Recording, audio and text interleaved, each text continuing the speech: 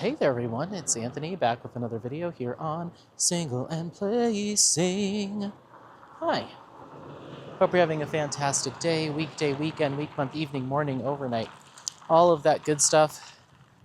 It's fall. It's officially fall here in Colorado, no question about it.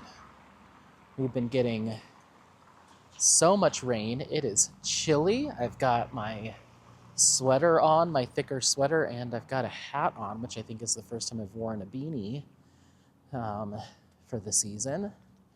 So it's time. It's time for fall.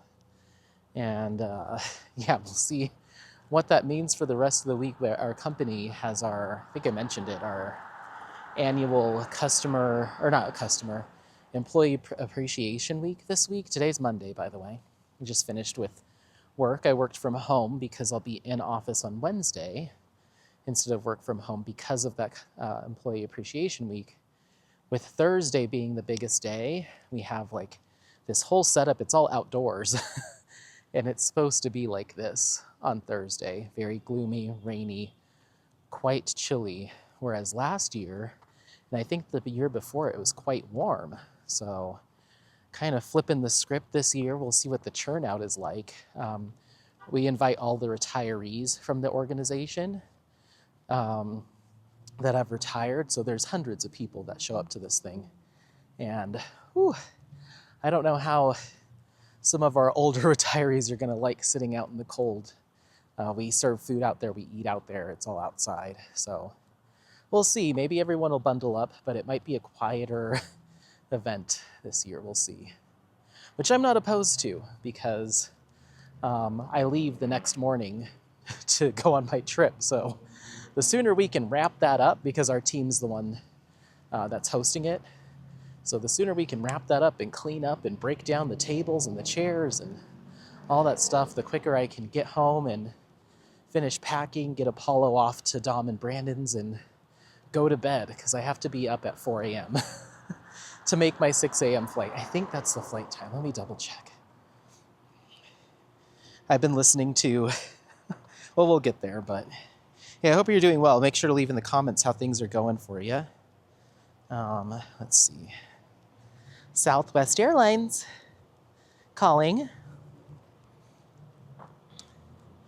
My flight leaves at 7:20. Okay, that's better than I thought, but I still want to be, I'm going to want to be at the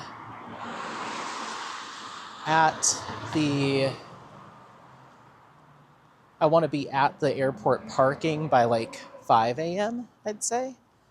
And well, like 5:20.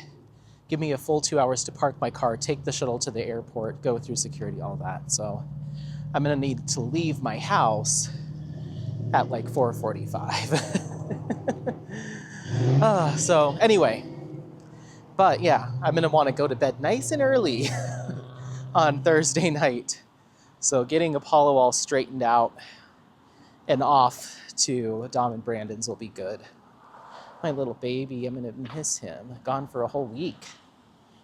So yeah, not the longest trip I've been without him. That was Jersey, but still a decent amount.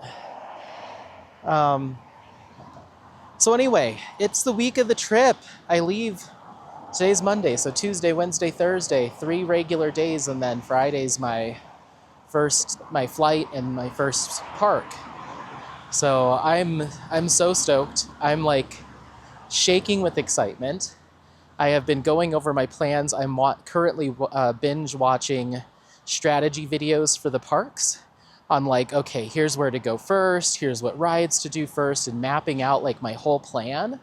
I heard from my coaster peeps that I really should get the Skip the Line pass, so I should buy that tonight. Because the day I'm going, Saturday at Kings Island, on the 12th on the 11th, I'm so sorry, is meant to be a very busy day, whereas Sunday will most likely be a lot quieter. But I know I'm gonna be, I'm gonna want to skip the line for Saturday. So I'm so excited. Really the only parks that I'm creating a true strategy around are Kings Island and Dollywood. Stricker's Grove and Kentucky Kingdom should be relatively quiet-ish, and there's minimal rides there. I think Kentucky Kingdom has 6 roller coasters, and Stricker's only has 2, so there's not a lot of strategy there necessarily, but Kings Island has, I think, 18 operating, 16, and so I'm really going to have to map out my 2 days, plus I'm doing one of the haunted houses, and so I'm really going to want to map out those days to make sure I'm taking the best route. And so I've also been using ChatGPT to help me a little bit too. Like, I'm obsessing. Especially with Kings Island, one of the things that is very popular during this time of year is to do night rides, to get all your night rides in. So not only do I want to ride everything during the day, but I also want to ride it at night too. So I'm kind of mapping out my first day of like which roller coasters aren't going to be as necessary to ride at night. So like, for instance, one of them is called Flight of Fear. It's a completely indoor roller coaster, so that doesn't matter if it's night or day. So that's going to be probably early on my list during the day because it doesn't matter what time. And then probably some of the family/kiddie coasters, I don't care about riding those at night. So start with all the ones that I'm like daytime is fine, and then make my list of from there, and then hopefully by the end of the night, I'll be coming up to some of the ones that I absolutely must ride at night, such as Mystic Timbers and the Beast. And then Sunday I can do the daytime rides of those or something like that. But yeah, start Saturday with what is fine in the day that you're not worried about. And there's like 3 or 4. Hold on, potty play. So yeah, I'd say there's probably like 5, maybe 6 coasters that I'm like, I could ride those all during the day and not be sad about it. And then we'll see where that puts me during that first day, and then start going down the list, and then trying to make, just timing. Timing's very important. And that first night the first night I'm there, I have the haunted house that I want to do too. And I'm like, do I want to do the haunted house in pitch black? Do I want to do it right when it opens at 6 p.m.? So kind of at dusk. What experience do I want? But I've heard that house is completely indoors. So I wouldn't mind if it's just like evening, but not completely dark out. So I don't know. There's just a lot of little things I'm working on for planning, just to kind of tighten up my day. And then I added some more information to my script. Some of the scripts are little reminders that I'm giving myself for each coaster, and also some little bits about each land. So like talking about the different lands in the park and just making sure I'm not missing anything. And then Sunday will most likely be used for all day. During the day is a lot of pickup shots. So like just getting shots of the roller coasters running during the day if I didn't get it, So I'm just trying to map out like how it's going to be filmed, what I'm going to say, where I'm going to go, like all the little details. So when I get there, I don't get overwhelmed, because I heard the anticipated capacity for the park is going to be near capacity. It's going to be a very busy day, tons of people. And I know myself, and I'll get overwhelmed and I'll just accidentally skip talking about something. So this is really going to put me to the test of like being comfortable filming in public. But I watched a couple videos of people that have gone already, like over the past few weekends, for the Halloween stuff. And it looks so cool how they have it done up at night. It looks so cool. And I also heard that they have potentially some kind of drone or firework show or something. And so you have to kind of decide what you're going to do, because when they do the drone show or the fireworks show and stuff, they close down some of the rides, some of the coasters for safety reasons while all that stuff's up in the air. And so you kind of have to make a decision. get in line to do your last few rides of the night, or last ride of the night on the Beast, or go see the show. And I kind of want to do both. So I think one night I'll do the show and one night I'll do the ride or rides at night. So it's just some planning like that. But it looks so cool, like all the haunted decor. So I absolutely want to do like a daytime walkthrough and a nighttime walkthrough so you can see what it looks like at day and at night. And I think I want to do the video like that where we do the whole, I use the 2 days and just blend all the content together. But then at a certain point, I'm like, all right, everyone, we're switching into creepy night mode. And there's like maybe a shake of the camera, and then it goes from like the daytime view of the front of the park to like, boom, now we're at night. Like I have this whole thing in my head that I want to do. So I'm hoping that everything goes well, but I ordered some new charging cables. So I have those. I have my batteries good to go, or I will. Got my charging brick. I've got my memory cards good to go. And that weird thing that it was doing with editing doesn't seem to be happening anymore. So I'm feeling pretty good. And I'm going to bring my laptop and everything so I can upload content onto the hard drive as we go. And then I should have some time next Wednesday, which is the first night of the conference, to actually sit and get a little bit of editing done. But up until then, it's going to be go, go, go. And I did have a subscriber. I don't want to say their name just in case, but I did have a subscriber that expressed interest in getting some breakfast on Sunday, which is my second day at Kings Island and going to Stricker's Grove. And I sent them a restaurant that I found that looked kind of cute, little brunch spot, but I haven't got confirmation, but I'm hoping. And then, yeah, so get into Nashville on Friday morning. So that has me landing there at 10:45. Get my bag, get my rental car, and then I'm driving straight up to Mammoth Cave for a self-tour, which, from what I read on the website today, that the government shutdown has not impacted their hours of operation yet, but we'll see.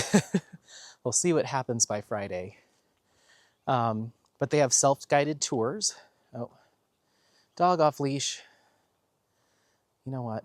Oh, 2 dogs off leash. Wow, it's a whole, sorry, I was about to curse. It's a whole freaking party today. Oh, 3 dogs off leash. Wow, we're doing a whole thing. Hold on, everyone. Okay, sorry. There's 3 different dogs off leash, and 2 of them run up to Apollo, and I mean, whatever, it seems fine in terms of they're not going to attack him, but the guy walks up, he's like, oh, sorry about it. And I was like, oh, yeah, this is an on-leash dog park. And he's like, oh, I didn't think it was that big of a deal. I was like, well, it kind of is. So the sign's over there if you needed to look it over, and he just glared at me, and I just kept walking. Oh my gosh. Oh my gosh. But anyway, so yeah, just kind of getting everything, a system, getting my system together and being very obsessive about making sure I'm going to get everything done that I want to get done, and just kind of maximize my time there like I normally do. But yeah, I get my rental car, Mammoth Cave, as long as it's open. They have self-guided tours that don't have a set open or close time on them. The website just says open 24 hours, but I'm certain you can only access the caves at a certain time. But I think it said something about 2 o'clock being their last guided tour, so I would assume that the self-guided tours end around then. So as long as I can get up to Mammoth by 2 o'clock after landing at 10:45, which I think I'll barely be able to sneak by, then that'll be fine.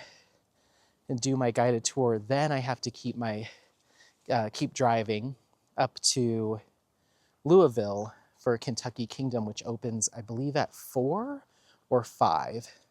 And then I'm there from 4 or 5, I forget when they open, to 9 is when they close. It's Friday's a short day for them.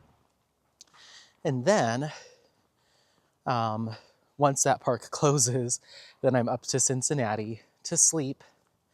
And then the park, Kings Island, opens at 10, I think. Nope, 11, right? Let me see. Gotta get all this right, guys. I have all the apps for everything. Everything's an app. Got all the apps. They open at 11, and they have a half-hour early entry for pass holders, which I am now a pass holder, a prestige pass holder at Kings Island. So half an hour early entry, and I want to get there an hour before that to, do my initial filming when I'm in the parking lot, but also make sure there's nothing crazy I need to do with my pass. I heard they might need to take my picture. So I want to get all, whatever that is that I need to do with customer service or guest services out of the way so I can get in line. So I want to be there at they open at 11, 10:30. I want to get there at 9:30.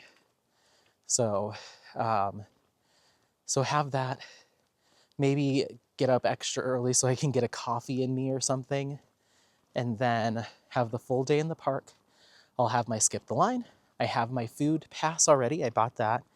I'll have the premier parking, so I get to park up front, and I have my Halloween attraction ticket, which is for their haunted house called The Conjuring. So that's going to be a packed, crazy day, and the park doesn't close until midnight. What I found out by watching these videos is they actually have what they call their Prestige Pass Holder VIP Lounge. And it's just like some tables, some picnic tables set up, but they have chips and some snacks and water, and I think maybe some soda, and some benches and little loungers and stuff. And it's only for people that have that level of pass. So if I need a break during the day, because that's 10:30 until midnight, what is that? So 12, so 13 and a half hours.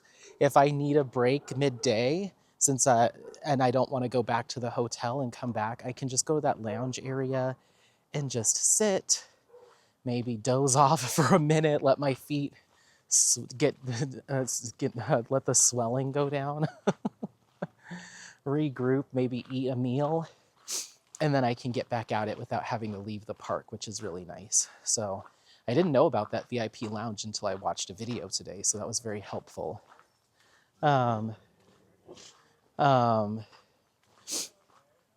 So that'll be the first day, ends at midnight, go back to the Airbnb, sleep, wake up for Sunday, potential breakfast with a subscriber, and then I have to be to Strickers Grove at noon.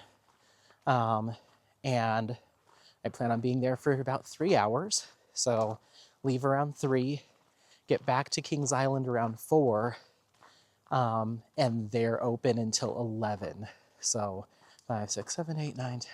It's another 7 hours at that park to do the pickup shots, anything else that I wanted to get with daylight hours, that type of thing. I'm curious to see how long I'll actually be at Strickers Grove.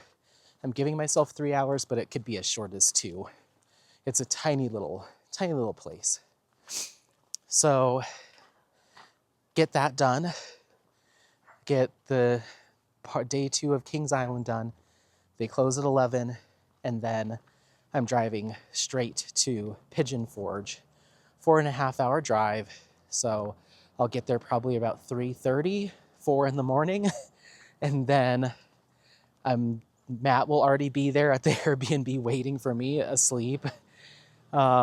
Crash for 4 hours, and then we're up and at Dollywood for a full day, 10 a.m. to 9 p.m.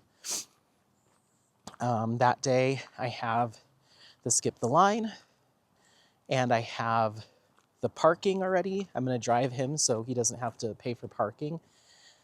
And I've got my ticket, and I'm going to get his skip the line too, so we can be in line together. And that's good. That's another day that I've kind of mapped out what we want to do. Now he's been there tons of times because he's from Nashville, so he might have a good idea of where we need to go. But I'm thinking it's going to be a much more casual affair in terms of crowds because it's a Monday, and it's during the school season. So I think I don't anticipate us having to rush necessarily. Then they close at 9. There's a couple of mountain coasters that I'd like to do that close at 11. So I've got a couple hours maybe to do one or two mountain coasters. We'll see. I was looking some of them up. I'd love to do it just to get my coaster count up, but they're kind of pricey. Each one was anywhere from $20 to $25 to go on at one time. So I don't know. In the moment, I might be like, I'm too tired. I want to go to bed. I'm not doing this. So I just don't know. Well, I'll play it by ear. Otherwise, me and Matt will probably just go back and crash. He is most likely going to come with me on my second day to the park. So, and I'm not doing fast pass for that. I think they call it like time saver or something at Dollywood. It's going to be a Tuesday. Hopefully by then we've already done everything we need to do. But I do have the fall harvest tasting ticket. And so if Matt wants to come the second day, then we'll make sure he has one of those too so we can taste the fall flavors. But that's another 10 a.m. to 9 p.m. day. And that Tuesday morning, I would like us to get up early so we can do a short hike in the Smoky Mountains so I can check off a second national park while I'm on this trip. So yeah, do that second day at Dollywood, and then once they close, I'm out of there and I'm headed to Nashville. So depending on what Matt's schedule is, we might just, I'll follow him back to Nashville, and then I have my hotel that work's paid for, and I have my first day. So that would be the following morning. So Wednesday's the first day of the conference. I don't have any plans for Wednesday night other than relaxing and maybe video editing, but we'll see. Maybe Matt wants to do some dinner or something. And then we have Thursday, which is the second day of the conference, but the conference wraps up that day around like 1 or 2. It's a short day. So Matt took that day off. So maybe we'll have some time in the afternoon to do a little bit of sightseeing and just bopping around. But then we have a haunted hayride that I got us tickets for Thursday at I think 6:30. A haunted hayride, and they take you through the forest and people jump out at you with chainsaws and scream at you and stuff. So we'll see how that goes. And then I'd like to do karaoke that night with him and his friend group if we have time. And then Friday I'm in the car and back to the airport and headed home for my baby. And then I have that whole next week, nothing. And then the following week after that, which is that weekend is Halloween weekend, I believe. Let me see. Let's see.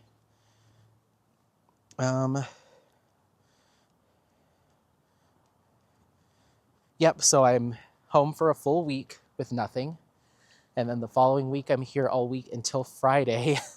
I leave early Friday on Halloween to Washington, D.C. I land there, I think, at around like 9-ish. Rental car again, in the car, straight down to Virginia, Doswell, Virginia, for a partial day, a Friday night at King's Dominion. The park, I believe, again, is open from 4 or 5 to 9, so it's just a partial day. And then the second day, Saturday, November 1st, I'm there from open to close, like 10, and I think they close at 10 or 11. And similar thing, doing the food. We'll see about the skip the line if I need it. And then once the park closes and I leave there, I don't have as much firm plans about scheduling what rides I'll do. I think I might leave that a little bit more open-ended. We'll see. The obsessive part of me will probably kick in when I come back from this first leg and be like, yeah, we got to come up with a plan. But I have a day and a half there, and then I leave Virginia and drive back up to Maryland for the closing day of Six Flags America. And there's zero plans for that because there's going to be a whole mess of us, and it's going to be a little bit of a party. So, yeah. I already told some people on the Instagram group I belong to, I was like, if you ride 2 rides with me while we're there, I have planned to sing a song or a part of a song while we're going up the lift hill. They have a wooden roller coaster there. They have 2 wooden roller coasters, 2 major ones. One of them's called Roar, so I'm going to sing Katy Perry's Roar on the lift hill. And then they have another one called Wild One. So I'm going to sing Wild Ones by Sia and Flo Rida on the hill up that. So I was like, you better get ready for that. It's like, who knows? Maybe some of you will want to do karaoke after the park closes because it closes at 6 that night. And I got a couple yeses, but many no's. So we'll see. We'll see. And then I am there till 6. And I don't leave the following morning, I think, till like 11 or noon, back out of DC on Monday the 3rd, getting home Monday evening. And then that's it, I think, for the year. I might end up doing some Winterfest stuff at Elitch Gardens to show everyone on that on Coaster Pursuit the lights and stuff that they do for Winterfest here in Denver. But there's no rides open. They just have lights and drinks and stuff like that. And that's it. I have a very strong feeling that Six Flags Qiddiya will be opening in November or December. Rumors are spreading that the park will be open. And in fact, the two coaster people that I follow, Taylor and Sarah, they're actually going to be in Abu Dhabi for a project that they're working on, filming some of the theme parks out in Abu Dhabi. And they haven't said as much, but I have a strong suspicion that they might know some insider stuff that the rest of us don't know or they're not allowed to share publicly because the park hasn't announced. But I have a feeling that they're going to be tying their trip to Six Flags Qiddiya, which is slated to open in November, and November, December. They're going late November, like right, I think just after Thanksgiving. And so I think they probably won't say that they're going until the official announcement, like the park's opening next week or the park's opening in 2 weeks. They probably won't say until they get the okay to say. So I understand why they are not telling their Patreons or like the people they chat with. But I have a strong suspicion that they're gonna say something along the lines of like, we were in Abu Dhabi for this shoot that we were asked to do, and we were flown out to Abu Dhabi or whatever for it, but we just got confirmation that Six Flags Qiddiya is opening, so while we're in the Middle East, we might as well go do that, and they'll go to that. So I'm keeping my ear to the ground. I'm checking the website, I'm checking Google, I'm checking like the rumor mills. No official date, but I have a strong suspicion that it will open late November, early December. And if that's the case, I think I'll probably go.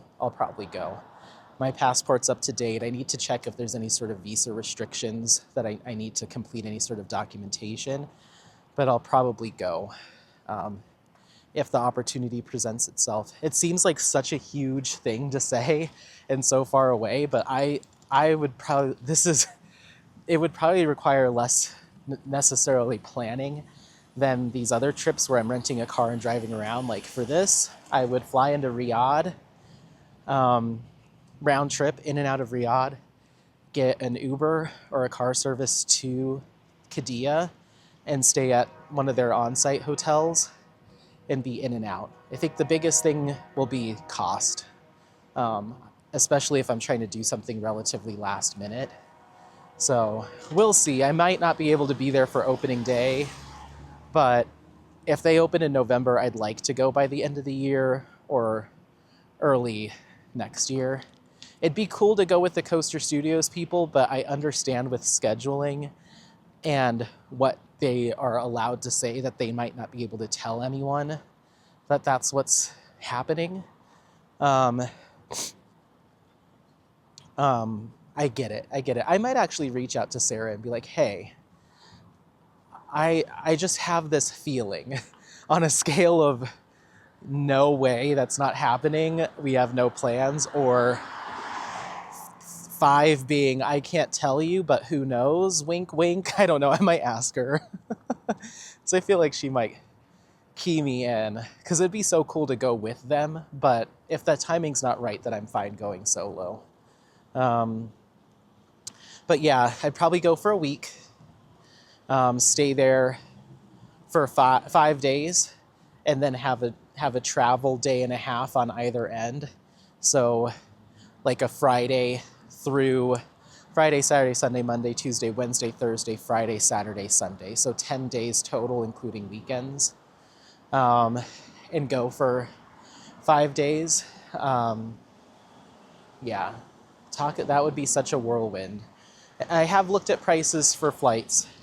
I don't know what last minute flights would look like, but even when I checked for like a month or two out, you're looking at anywhere from 12 to 1,600 for the flights round trip to Saudi Arabia. And then I'm sure a park ticket's going to be about 80 to $100 a night or a day.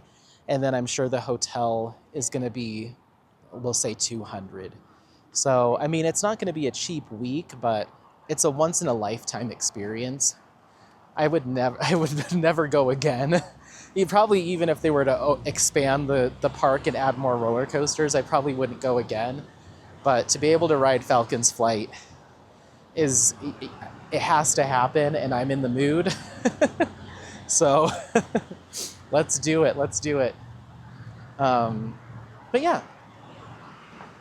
So that's what's going on there. I'm gonna have to ask Alex and MJ or Matt or Maddie and Joe, like, hey, can you watch Apollo for a week? Sure, why? Oh, I'm going to Saudi Arabia on a whim. I'm just gonna pop over to Riyadh just for a quick trip. So, I don't know. It's interesting. I think I've mentioned it before. It's an interesting topic because of, the culture and the policies and the regime there. Obviously, there's a lot of, negativity around that. And especially being someone who's openly gay is not okay there at all. It's illegal. So you have to keep that into consideration as well. And there's been a lot of people I know on theme park forums, and you see comments on videos occasionally where it's like, yeah, as a gay person, I can't and I won't go there. Or as a Christian, I can't and I won't go there. Or as an American, I can't or I won't go there. But I don't know, maybe I'm just too, I'm not as affected. I don't know. I don't know what it is, but I don't have really any reservations. Um, you know, I don't know. It's weird. It's a weird topic, and I always trip over my own thoughts about it because I'm like, well, I don't agree. I don't agree, but does that necessarily mean that'll keep me from going? You know, there's plenty of places in this world where I probably wouldn't agree with the government or some of the cultural things that go on, but I don't know if that would necessarily keep me from wanting to see that part of the world or a part of the world in my lifetime. Like similar to going to China, similar to going to Korea, similar to going to Japan, similar to going to even some parts of Europe or Egypt. All places I'd love to visit, but might not have the same um, belief system that I have. And yeah, it's just tough. And a lot of people, a lot of commenters say, like, given the atrocities that those people have done to themselves or to others, there's no way. And it's like, I wonder how many people look at the US with that same lens of like, there's no way I would ever go there or could condone someone going to the US because of their policies and how they treat their own and that kind of thing. Like, I feel like, I don't know, maybe I have this more global mindset where the US is not any better. I feel like as a lot of times as Americans, we put America on this pedestal and look down on the rest of the world.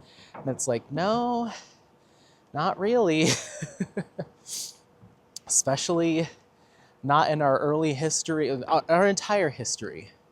I don't think there's a moment where I could say, look, that's the time where we were simply better than everyone else. So that's what gives us the right to judge others for wanting to travel internationally, because we don't do that here, or we don't believe that here. It's just like, yeah. So I don't know, maybe that makes me a horrible person, but I have zero reservations in going to a theme park in Saudi Arabia or Abu Dhabi or Dubai or anywhere else, honestly, anywhere else. I think the only place that I wouldn't go to is Russia. It's probably the only place I wouldn't go to. And probably I'm too ignorant, but I at least know that I probably wouldn't. I'd be much more concerned going to Russia than anywhere else. And honestly, I don't know much about. I would never want to go there in general, but even with this whole theme park thing, I don't know what's going on there in terms of the theme parks and stuff. I don't think there's anything that I'm like, ooh, my bucket list coaster is in Moscow. I don't know anything about it, but I wouldn't go. So yeah, it's pretty controversial. I know Coaster Studios has taken some heat. This will now be their, I think, third trip to the UAE, to either Abu Dhabi or Dubai, and every time you see a lot of hubbub of like, I can't believe that they go to those places considering they think this or they're anti this, and it's like, you can say that about anywhere you throw a dart on a globe, you're gonna, as long as it's not the ocean, you're gonna land on a country or a place that discriminates something, and to think that in the US we don't do those things or are somehow exempt from those sentiments towards others is just a lot misguided. So anyway, well, yeah, so that's everything there. I know my mom will probably freak out, not wanting me to go that far, go there in general, but she's also been to Cambodia and Vietnam and Thailand, and those places have some strict policies towards how people live their lives as well. So yeah, I don't know. Let me know what you think. I mean, I'm happy to hear it. Probably won't change any decision I make, but I think it's just interesting. I think it's interesting. And I know I have not more international than US listeners, but I have quite a few people from Poland, Denmark, Sweden, the UK, France, Canada. So I'd love to hear your perspective. We got another potty break. Jazzed for life. We got to find a trash can. But yeah, I'd love to hear your perspective because I don't know. I find it an interesting topic. And I wonder if traveling to a place like Saudi Arabia is as taboo internationally outside of the US than it is here. Because it is quite taboo here to go anywhere that way. And I know there's certainly safety things to consider too, just like, there's certainly things to consider, and making sure that if you do travel in those countries, that you're being very specific with where you're going and understanding where you're going to have to go through to get there and all that stuff. But from what I understand, the transport from Riyadh to Qiddiya is very straightforward. And in fact, I would probably assume that if I'm going to stay on site, which I absolutely am, I'm not going to find some random like hotel to stay at. I'll stay on site in property, not leave the premises. I would assume that they have shuttle services to and from the major international airport nearby. So my only interaction will be with those from Six Flags and the park. So I would only assume so. If not, then I'm happy to look up reputable car services or US services that are based there, all that stuff. So one of these says trash and one says landfill. I feel like that's kind of saying the same thing. Okay, well, let's head back. We might dip into a couple questions here on our way back to the house. We did a short walk this morning because it's been kind of just drizzly and doomy and gloomy all day. So yeah, I'll let him sniff too. He's very sniffy. Okay, maybe we'll go down to the water and let him step in it. Okay, everyone. I'm just going to view all comments. We've got Kathy Schmatter says, "No, now I want to buy this one. This is just stunning. I'm not usually a fan of this style. These colors are just amazing. I'm glad you're going to work on it. Maybe I'll just live vicariously through you." That was in regards to Weather Goddess. Eventually, it's on my short list, but I did change my mind very shortly after that unboxing of I shouldn't get a new one started. So, but it is going to be one of my next upcoming square drills. I just don't know if that means in 2 months. I don't know if that means in 6 months, but it will be one of the next ones. I've got whips to do. So I have my Cognac Biscuit, I've got my Inner Garden, and I've got Sunset Crossing, and I've got Winter Solace that are all kitted up. Some of them have no drills down, but two of those are whips. Then, of course, I have my Garden of Earthly Delights, but hey. Oh my gosh.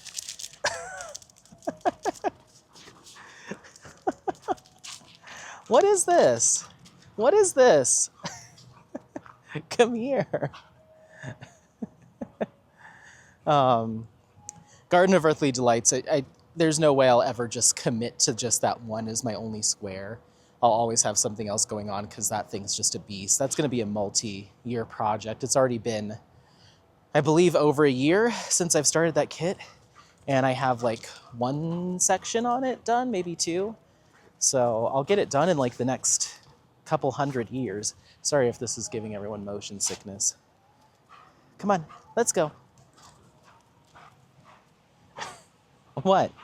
What? Oh, ow! Ow! Apollo. Hey. Let's go over here to the grass. What is this? You haven't done this in so long. Okay. You know what it is? The weather. It's cooled off, and he's like, this is my time to shine. Come here. Come over here. Come over. Oh, you get over here. You get over here. You get over here. You get over here. Go. Okay. Hey. Apollo. Okay. Hey, hold on, everyone. Sorry, everyone. He had to get that out. He had to get that out. You're crazy. You're a crazy boy. Nope, we don't jump on those. Those have chessboards on them. Oh. Wow. Is this fall energy time? I forgot. I forgot what fall and winter energy look like for you. Well, at least it keeps me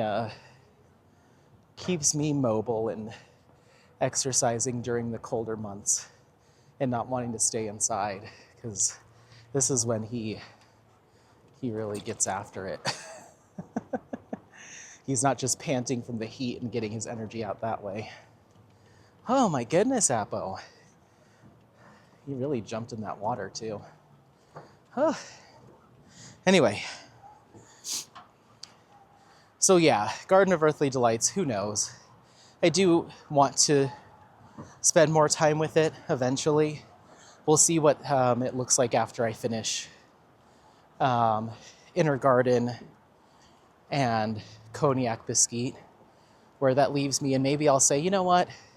These two Abraham Hunters can just chill, and I'm gonna keep doing round drills and work on this as my only square. Who knows?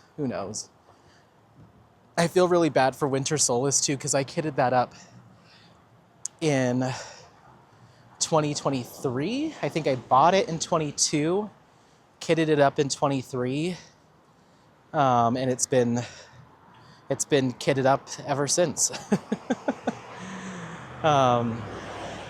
So yeah, it's cute. It's a lot of the same kind of colors. I think what turned me off on it after kitting it up is I did Evening Melodies, I think it was called, by Abraham Hunter, for my aunt back in, I think, the winter of 2022 to give to her for Christmas.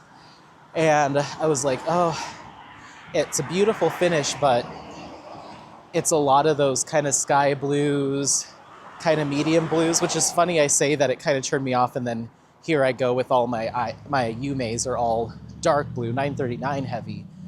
But for whatever reason, I was just like, ooh, these section after section of these same color blues, and Winter Solace is definitely that same way. It's pretty much all different shades of blue.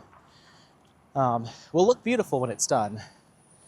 But yeah, I'll get to it eventually. I really do want to do a landscape soon.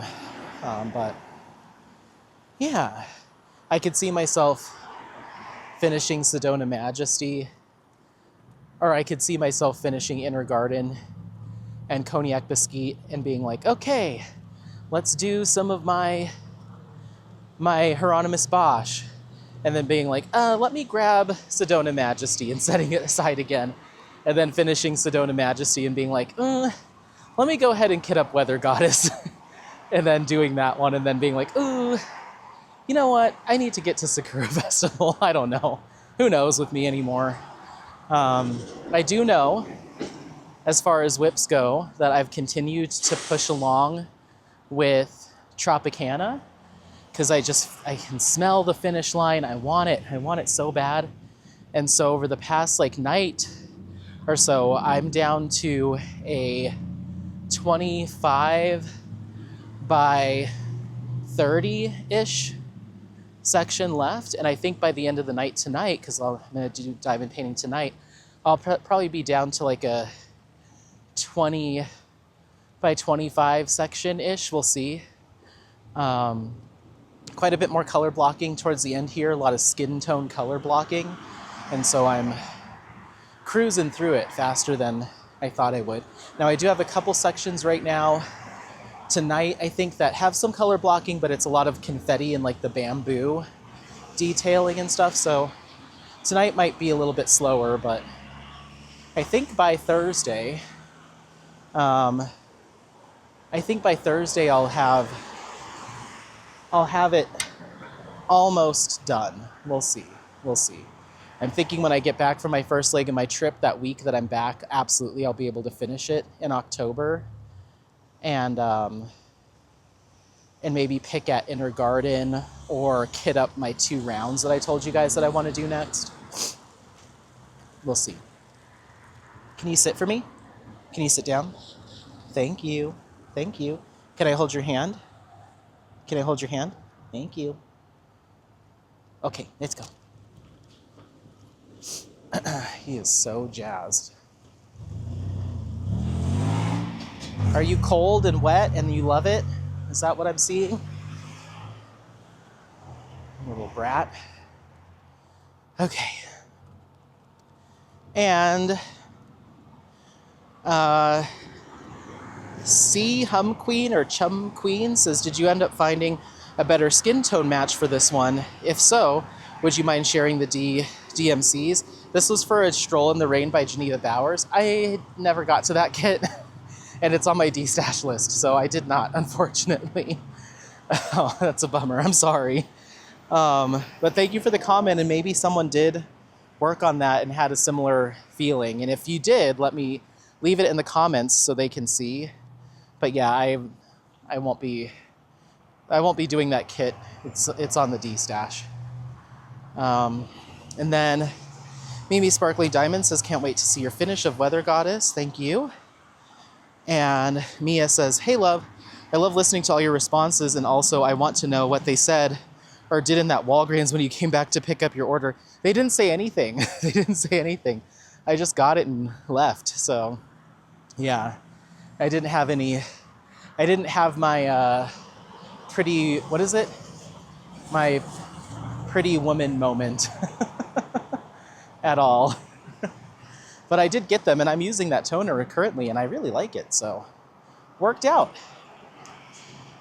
And Doretta says, hi Anthony, nice, I finally got my first Yume pages. Oh nice, I really like that one. It's awesome.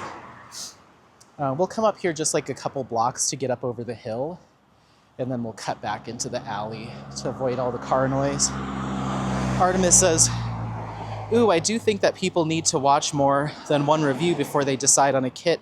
I also think shop loyalty is bonkers, but in the other side of that, it's all subjective. What one person considers crap may be the best thing since life spread to the next. Some people like jagged multi-size drills and sliding glue. I don't know. I personally get very excited about the stuff I review. May come off as a little psycho. People are funny. Thumbs down helps the channel as well. So the most vile thing they could do would to keep it moving. Yeah. Yeah, I know. I don't know if people 100% realize that thumbs downing a video, yes, it might express your dislike of the content or distaste, but hitting that button is the same in YouTube's eyes as a thumbs up. It's engagement. People are engaging with your content. They're sharing their opinion in that little way about your content, which makes it more popular than if no one said or did anything. So a thumbs up does not hurt. It hurt the channel. In fact, it can sometimes help a channel if there's at least something there. It doesn't lead to like YouTube saying, oh, that person didn't like it, so we're gonna stop suggesting it because it's so disliked. It's the total culture we're in now, where it's like, oh, if a bunch of people dislike this must be a hot topic. And people are talking, so it's the same. So yeah, I never thumbs down anyone's anything.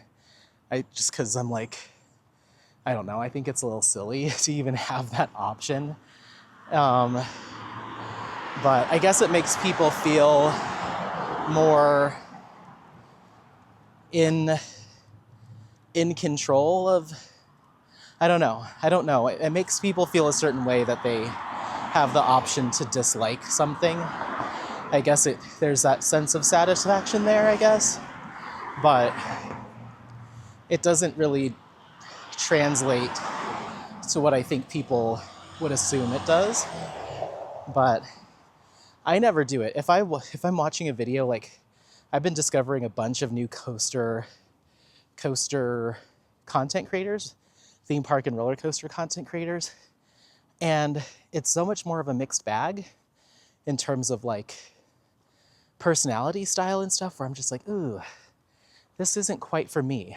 I like the stuff that's very fun, either super fun and easygoing, or I want something that's very data driven, because I'm trying to learn how to become more data driven in my own content. So when I'm listening to a video where someone's just going on and on about facts and figures, and the roller coaster goes this fast, and it's the third one of this type to be built, and it's made by this manufacturer in this year, and it was actually relocated from Missouri, like whatever it is, I will sit and listen to that stuff, even though it is a tad tedious, because I learn a lot, and it's helping me to remember stuff. For instance, Coaster Studios just did a whole review on Banshee, which is at Kings Island. That roller coaster opened in 2020.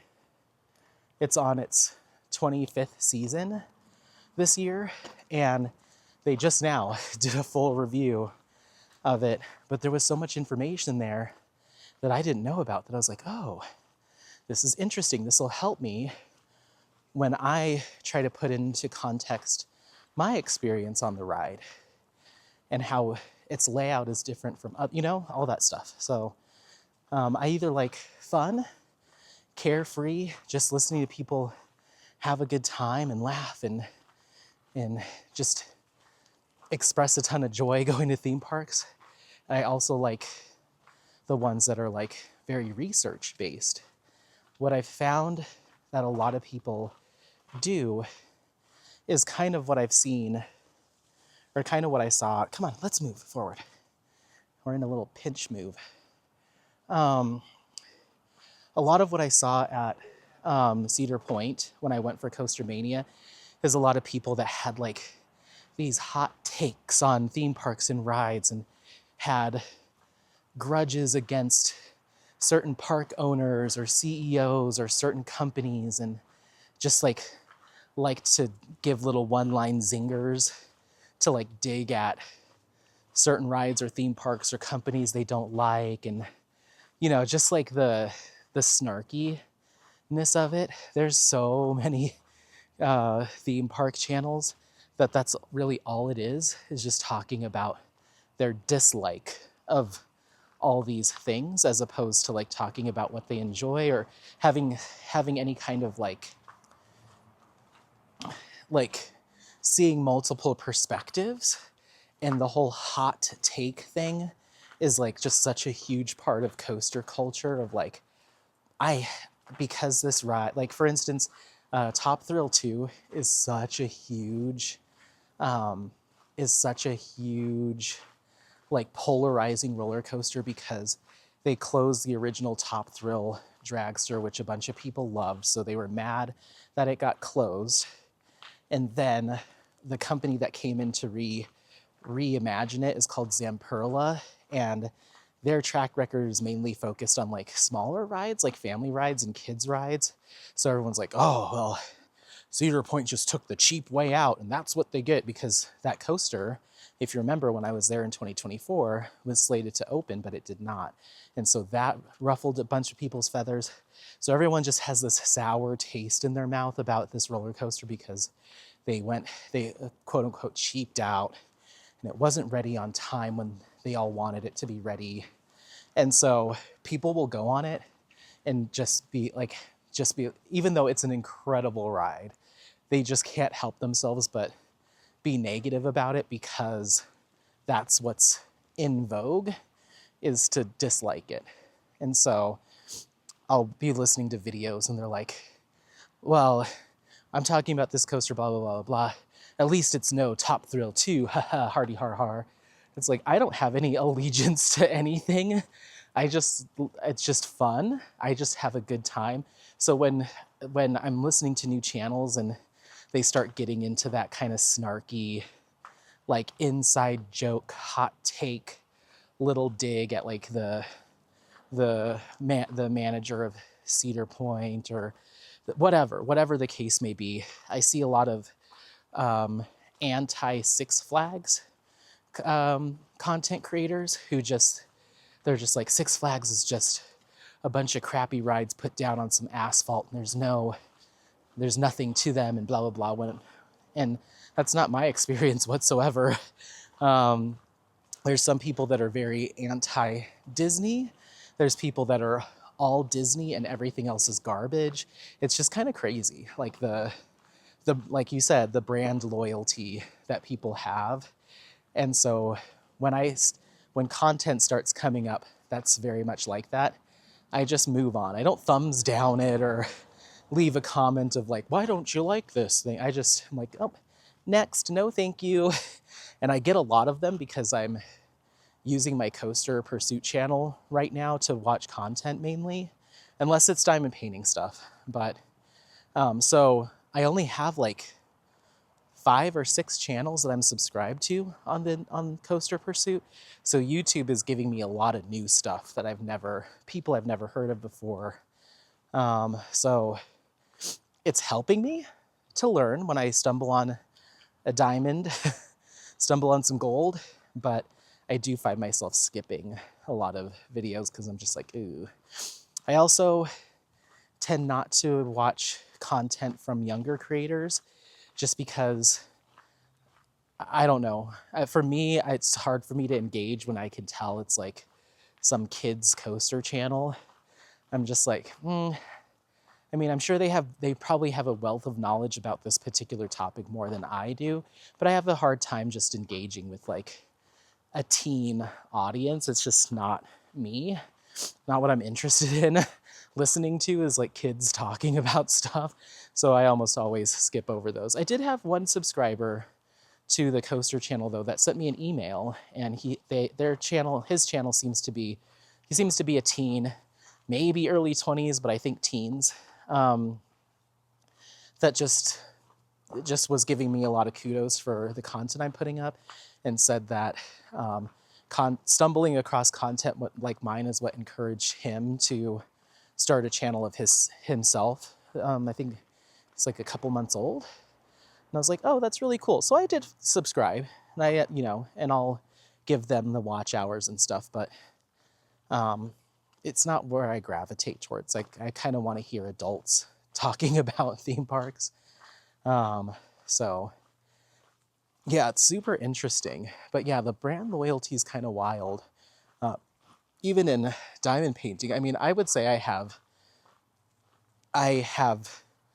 a preference, not a loyalty, but a preference towards certain shops that just haven't done me wrong. And I'm no longer in this place of like, ooh, something new, I have to try it. I'm obligated to try it as a diamond painting YouTube person. I'm obligated to try new shops when I find them. I've just found that I end up getting burned more often than I have success. And I'm not really in the market to buy any new diamond paintings at all, given my stash size and my interest level. I have more than enough, more than enough. So if I do get an itch to buy something, I'm so much more inclined at this stage in the whole single and placing life, that I'm probably just going to go with what I know. And that certainly limits me on the amount of, videos I can put up. And maybe I am missing out on some people in the diamond painting community that really look for those reviews of new shops, new to me this, new to me that. But I'm okay with that right now because I don't have the time to buy from a new shop and then drop everything to work on a kit from a new shop so I can give you feedback. I don't have necessarily the interest of doing that. And I would rather spend that money elsewhere. I'd rather just keep working on what's in my stash and spend that $60, $70, $80, $90, $100 on a ticket to a new theme park when I'm in Europe or something like that. So, yeah. So I have my preferences, and I think that could come off to people as loyalty, like, oh, Anthony only does Diamond Art Club, Jaded Gem Shop, and Diamond Painting Shop. It's like the only 3 shops that he ever is talking about. But it's the God's honest truth. That's really what I like. And that's really all I have, especially after this D-stash, kind of will be all I have to work on. So it's just one of those things. But again, I'd say for maybe, let's say I bought 10 kits from new to me shops in the 3.5 years that I've been diamond painting outside of my go-tos. I'd say there's maybe 3 out of the 10 that I finished. So my track record for success is pretty low. The rest of them either get destashed or I end up bailing on them because the quality is expectations. So who knows? Maybe in a few years, when I've worked through a little bit more of my stash and I'm ready to invest, maybe there'll be a whole new family of diamond painting shops, a whole new, range of shops to choose from that I can jump in and sample and maybe listen to some reviews and dive in again. But I think as it stands today, I've kind of dabbled in enough, and things are ever evolving. By the time I finally got around to working on my DIY Moonshop kit that I had ordered, of course I had a very poor experience, but the shop closed down 2 months later and went out of business. So a few shops that I did have on a short list to buy at some point also gone. I had a negative experience with Uniquely Yours Down Under. 6 months later, gone. So it's like, I don't know. I also take that into account too, where it's like, for better or for worse, a lot of the smaller shops are kind of flashes in the pan in the grand scheme of things too. So I'm okay with sticking with what I prefer, and that's no knock against any small shops. That's just that's the nature of the business that I've seen, is like, there aren't too many shops that I can call back to and be like, yeah, they're still around and they're still great, And I think the ones that I do use are those ones, that have proven to have a consistently high quality product, But there's shops that I haven't purchased from that I really want to, once I get my stash down, that are in that boat of having some, not that longevity matters, but they're still on my list because I hear good things, and someday I should get to them. Crafts with Crashly, I've only ever used accessories. Oh God, is that the only one? I think that's the only one. That might be the only one. I wouldn't mind. I also should take a peek at Bella Art de Nicole because I've had some good experience again with accessories, but not with the diamond paintings. So if I was to, and with today's current businesses that are out there, those are probably the two that I'd be interested in checking out. I think there's that Diamond Art Studio UK place, but again, that color count is what gets me. I don't know. I could come up with a short list of like maybe 5, but my head is nowhere near being in the space where I want to go out and start buying from a bunch of new shops. Absolutely not. And it has nothing to do with the shops themselves. It has everything to do with the fact that I'm diamond painting less. My general interest in doing that type of content is quite low, like new to me in comparisons, very low. But I still think I add value to the community. And my stash is 150 plus, and I'm going to be doing a D stash of nearly 60 kits here in the next month. So that also doesn't lead to me wanting to go out and do more of that. And I've been burned too many times. I've been burned by trying new shops and not having a good experience. And on top of that, and I know I've beat this to death, but on top of that, interacting with shops, especially for the first time, as a content creator can be iffy. Especially if I tell them, ooh, I'm going to be doing some kind of review, which is what I used to do in the past, like let them know. Or they find out one way or another because they see an unboxing or something. There's this weird kind of relationship, I guess, or there's this weird interaction that happens when you're not just a normal consumer, no social media presence or anything. You're just buying a kit and you're not going to tell anyone, you're not announcing it, you're not doing reviews or anything, you're just buying it. Great. But when you're putting someone's product out in a space like YouTube and stuff, there's this interaction that happens where there's this weird kind of obligation that develops where, and this will be the last one, I think we responded to like 3 comments, but there's this weird obligation that develops where they're looking for your feedback. Sometimes they want it before you put up a video, or not want it, but they're asking for it. So maybe they can get in front of any issues that you are having, just to make sure that their business, their product is shown in a positive light, which I understand, but some shops take that a little too far.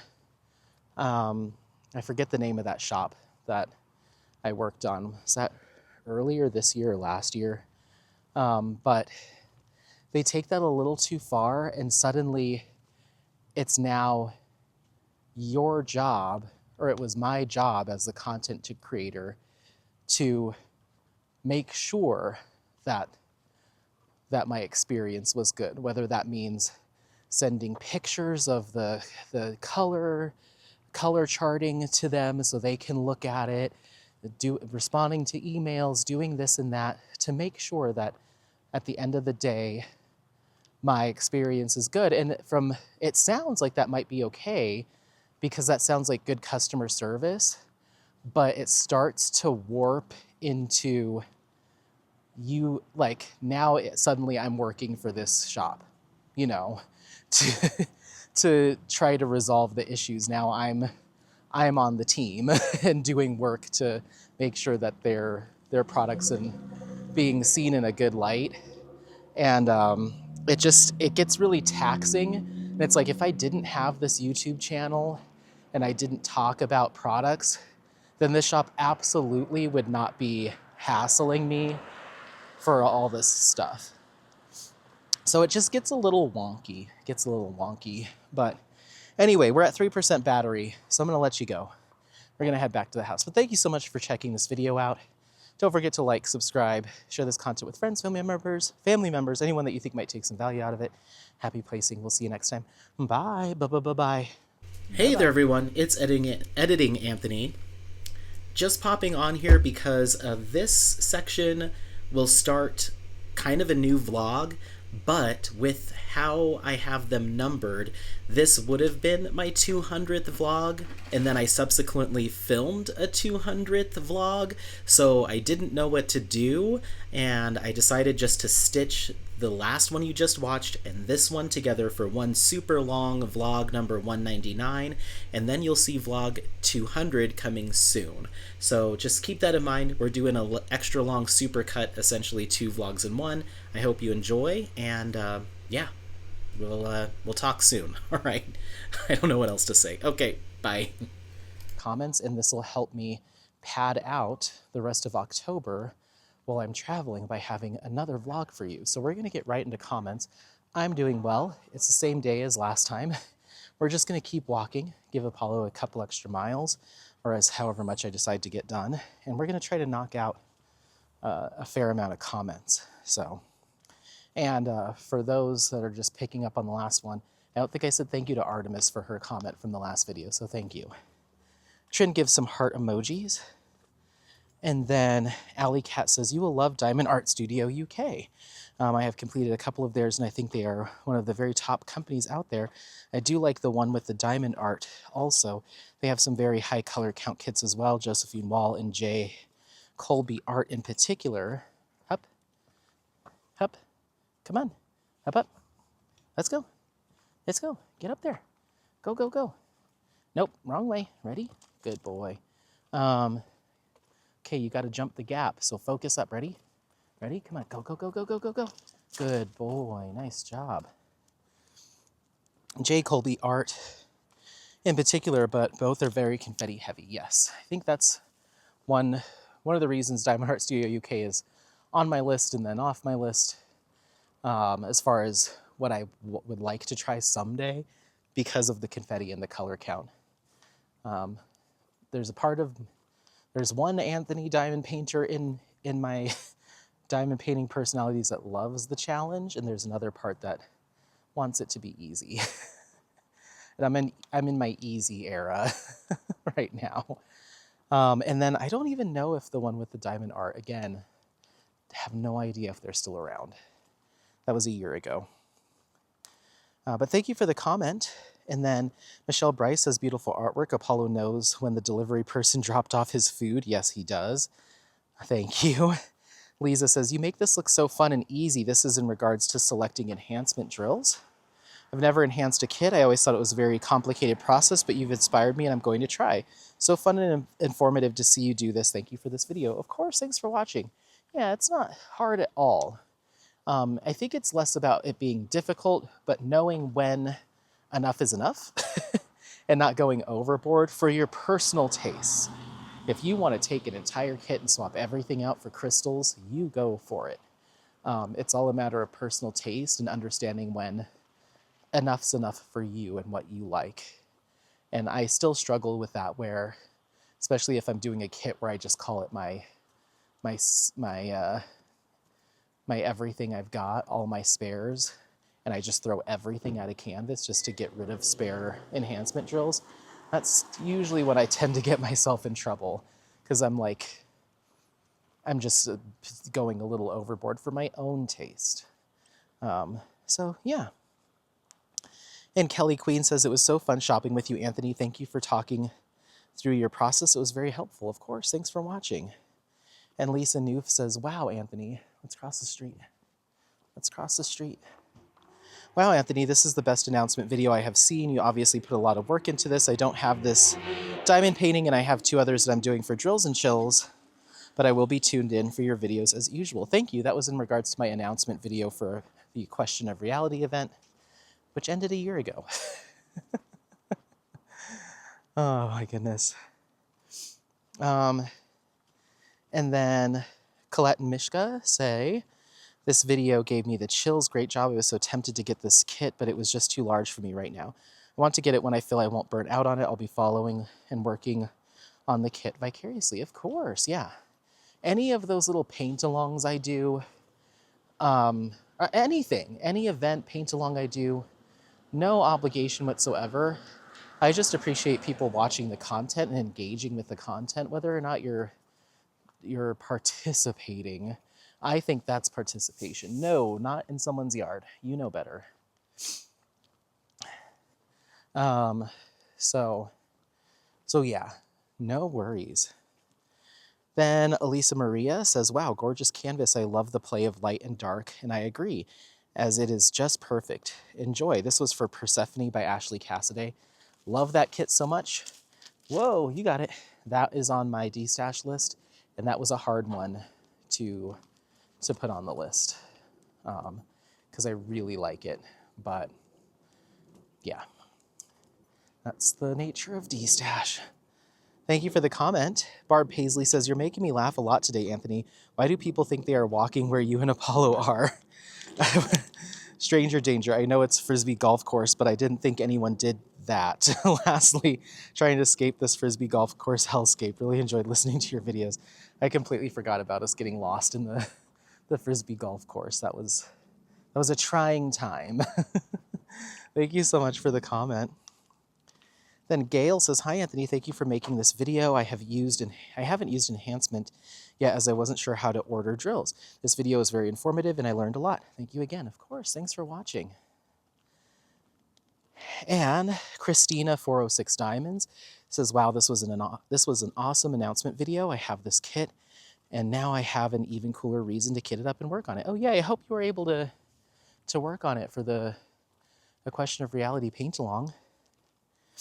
And 80s Chick with Glasses says, nice. I have her other piece. I fell in love with the color palette and I love mythology. Nice. Hop up. Thank you. Yvette Sutton says, wow, what a fab video. I have this kit and hoping to start it. If not, I will still be joining in with you. Oh, great. And Graham says, great video. I don't have this kit, but I'll definitely be following while I work on my Drills and Chills kit. Awesome. Thank you, guys. Mia says, yay, I can't wait. In regards to the Mookamania event announcement, yeah, it's so weird. It mixes in newer comments with older ones, which I guess is fine, as long as we get to them all. Hop up. And Doretta says, nice, thank you. A cruise vlog sounds nice. Also, the sound and clips were clear. I heard you just fine. I was laughing when you were screaming. Well, if you like that, I know, Doretta, you're already on the other channel, but if you like that, then you'll love the other channel because it's a lot of me screaming. Yeah, that Waterworld day was like one of my most favorite videos to put together. Oh, you know what? I don't know. Editing Anthony. Okay, quick tangent. So now I'm talking about favorite videos that I've put together or I'm most happy with. That Waterworld Day is certainly one. Cedar Point was certainly one. There's been a lot. All my special series for different artists, doing my spotlights with artists and shops and all that stuff. Other content creators. It's all been a blast in the past. We're coming up on 4 years in May, so 3.5 years. Hop up. Has been awesome. I was looking at, I put up my vlog numbers, like vlog number 190, whatever. I'm coming up on 200, and I haven't been keeping a good track of all these ones that I'm front loading for October. So I don't know when I'll hit vlog 200. So if this is vlog 200, Editing Anthony will have a special message for you at the end of the video. If it is not, if it's 199 or something like that, then there won't be a special message. And when I do film vlog 200, I want to do a thank you in some kind of way. like a thank you giveaway or something. So yeah, if you see the thumbnail and it says vlog 200, then Editing Anthony should be putting something up. If it's not, then don't worry about it. You'll see it on the next one or whenever 200 hits, but we're getting there. 200 vlogs. Isn't that crazy? 200 times we've been out walking Apollo or hiking or doing stuff, doing water parks and this and that. Going to we cross country skied together. Been hiking. We've cooked together. Yeah, so we're coming up on the 200th one. That's wild. That is wild. Okay. All right. Artemis says, and if your company has a travel department, you could try booking your wedding flights through them. You can usually get a discount. I worked for a law firm back in the day, and us regular folk were allowed to use them when they had available time. I've only ever bailed on one canvas. Hold on. Hop up. Hop up. Thank you. I feel safer when you're not partly in the street, Appo. Only bailed on one canvas. It was a square drill from Diamond Dots, and the gapping was horrendous, and just looking at it pissed me off. Otherwise, I've powered through and used them to test recharting and other advanced techniques. I'm fine with you being behind replying to comments. Well, I hope you are, because this is from a year ago. It means more chatty content, and I'm here for it. You'll see this after August. Yeah, I sure will. So hope you have a fun and restful break. Not only did I see it after August 2024, but I saw it after August 2025. So how do you feel about that comment now? I'm just kidding, Artemis. I'm giving you a hard time. Yeah, thank you, though. Thank you. And that's good for you that you've only had one that you've bailed on. I'm way worse than that. I'd say I've bailed on, we'll say 15 kits that I've started and then thrown away the drills and put the canvas in the trash for various reasons. Even kits that were great quality, and in another life or a year ago or whatever, I was happy to get started on, but things change, and I'm definitely one that has, like, it varies on what it is, but I tend to purge things. If they've been sitting around for a while or they're just not bringing me joy in the moment, I like to just move along, move on. And yeah, trying to be better about that and making more conscious, intentional decisions of, like, will this kit be evergreen? Meaning, I will want to pick this up any old time. And so right now for me, the kits that I'm struggling with are very large, very confetti heavy projects. Those are the ones that I'm like, oh, geez Louise, So, and I have, unfortunately, a lot of those because I used to be someone that would seek out the most confetti, the biggest canvas, the most technical. And things have changed so much. And so I'm just not in that mindset. So, yeah, Cognac Biscuit for Mucomania, is gonna test me.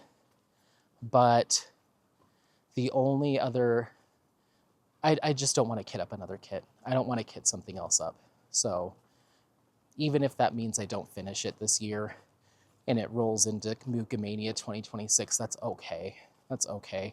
I don't just do Mucas during Mucomania. I've already finished. I finished Autumn by Muca and Jaded Gem Shop. And I did that just randomly. I started that, I think, in like March after having already finished Medi for Mucomania. So Muca will always be part of my rotation.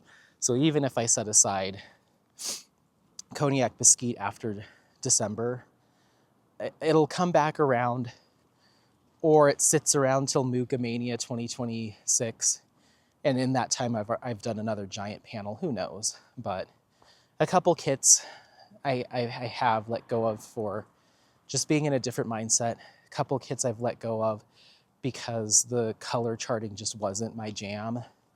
A couple kits I've let go of because the cross stitch conversion was too big, and other ones, materials, aside from color charting and stuff, it's the actual materials that were less than ideal. So yeah, unfortunately I'd say, yeah, probably 15 to 20 projects I've had drills down on, and I'm like, no, goodbye. So, and I always hate doing it. It hurts my heart, and it hurts knowing that that was wasted money. So yeah, I never look forward to that happening. And in fact, I'm actively trying these days to not do that by buying from shops that I know I love. So anyway, thank you. Alley Cat says, I've always liked this artwork, would have gotten it if it were square. Maybe this will be my first round. That was Herbalist Helper by Ivy Dollamore. Kind of forgot I had that one. And Mimi Sparkly Diamond says, that video was awesome. Great job. I will be following. I do not have this kit, but again, will follow. Thank you. Lisa says, what a fabulous video. I just love your personality so much. I don't do squares, but as always, I will be watching along. If you have fun and ever do another paint along, please make it around because I want to paint along with you. Well, Lisa, I'm not sure if you did the pinup paint along, but that was open to any style, round, square, as long as it was a pinup artwork style. And now Muka Mania, as long as it's Muka, it can be round, square, whatever you want. So you've got those, and I don't know what I'll do for a paint along next year. I'm not sure. It'll probably be, you know what? It's gonna be a square, Lisa. It'll probably be a square. There's that kit that came out, was that last Black Friday? And I was like, ooh, if I ever do another special month, I probably want it to be this kit. I don't know if you remember, I think it was called Lo-Fi Cali Girl. That's definitely a pretty strong chance that'll be that, because I'm fascinated with that kit, and I'm fascinated that Diamond Art Club released that kit, and I would love to do some sort of interview or spotlight on Yume Art. That kit is just really I'm drawn towards. Additionally, if Diamond Art Club gets their you know what together and finally releases Apocalyptic Garden from the ground up by Ivy Dollamore, that would probably be one that I would do a spotlight on too. Both of them focus on this kind of post-apocalyptic kind of like beauty, something.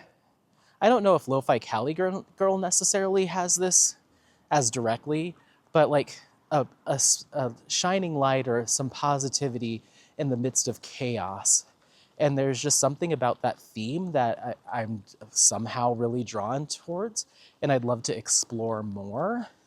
And I would have to imagine that if they did release from the ground up, it would be a square. I don't know. I would just assume. So I don't know though. We've got some time. We've got till. Oh, I'm gonna have to change. I'm gonna have to change when I do my paint-alongs. It's been the past 2 years. It's been September, but I'll be in Europe. We might have to do August, which is fine because I don't plan on doing Summer with the Masters next year. So I guess August will be fine. So yeah, we'll see. Then Trin says, I'm not much of an enhancer myself, but I really enjoy you thinking aloud about your process. That was for Weather Goddess. Thank you. Sometimes I feel like I'm wasting everyone's time, but I like to do it in the moment. And then usually when I get to a kit, when it's time for me to work it up, I'll go watch the unboxing and be like, oh, that's right, that's what I wanted to do. Speechcraft says, love this video. I'll be following along as I don't have the kit, but it is so interesting. Thank you. And Brandy True says, hi, Anthony. I appreciate you making a video about enhancements. I've seen posts on Facebook on how other people do their diamond paintings. I'm a visual person, so it helped me to understand how to go about the process, and that it's not as complicated as I thought it would be. I overthink about stuff like this sometimes, and I get frustrated and discouraging on doing it. I was wondering if you could do a step-by-step process for cross-stitch conversion. I really want to do one in the future, please and thank you. Thank you, and I'm glad you took some value out of the enhancement thing. This was a year ago. I don't think I'll ever go back to a cross-stitch conversion project. Not that I dislike them, and I could absolutely change my mind later on down the road, but we were just talking about it. I'm kind of in my easy era where I want kits to be moderately technical, a good blend of confetti and color blocking, a good blend of different colors, so not solely reds, solely blues. I like a good mix. I like that variety. And I'm very much a pre-packaged kit person right now. The idea of having to reference the charting to place my drills right now seems like a lot, a lot for me. So I don't think I'll be doing one anytime soon. However, if I do decide to do one again in the future, maybe even a small one, I'll absolutely designate some time to show and tell, for sure. If it happens, I will create content around it. I can promise you that. Now, if it ever happens, I can't promise you that, but I appreciate it. Thank you. Michelle Bryce says, what an incredible announcement video. I don't have this kit, but I sure will be following along for the ride. Thank you. Jolly Rogers says, I live in Florida and cannot imagine being without air conditioning. Yeah, it's not 100% common in Colorado. Now, if you have a new house, absolutely, and more old houses for sure get it installed, especially now that summers tend to get hotter, summers tend to be longer here, but it's not always an absolute, especially since a lot of our older homes here have baseboard radiant heating using hot water to heat. So converting that to a central air system is much more time intensive and costly than if you had forced air heaters, like a blower heater. So a lot of the houses that I've lived in tend to be older and will have that radiant heat, and the landlord hasn't made that investment. So we do oftentimes rely on in-window AC units to supplement, which is what we currently have. But unless you have an in-window AC unit in all of your living spaces, like every bedroom, every common space, you're really only going to get the benefits of that in the room or attached rooms that that window is in. So it's usually nice and cool in our living room, but our bedrooms do not have those units, and so they can be quite hot. So yeah, but hopefully the next place I move into will have it, because Alex and MJ are planning on installing it this spring, so this coming spring, before I move in.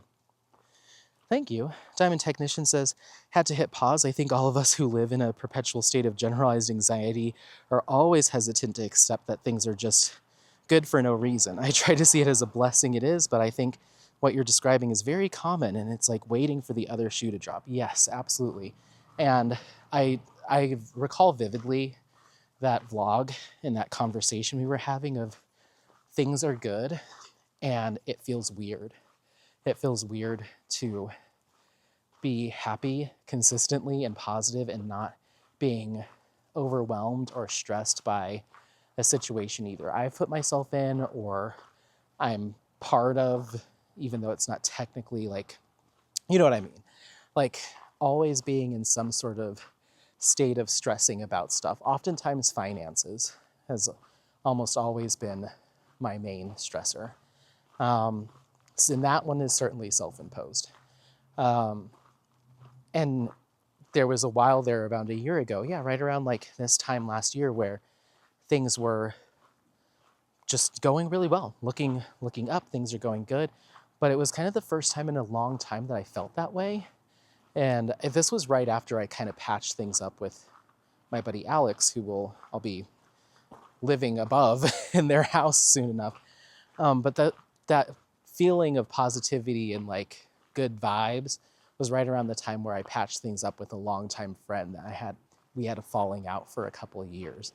And so that's kind of where that came from. I think it was right around that time. Maybe we had just started kind of talking. I forget what the timeline was there, but that was certainly an impetus for me feeling more positive, for sure, right around like late 2024, early 2025. Yeah, it must have been. Yeah, it must have been. Yeah, no, that timeline adds up.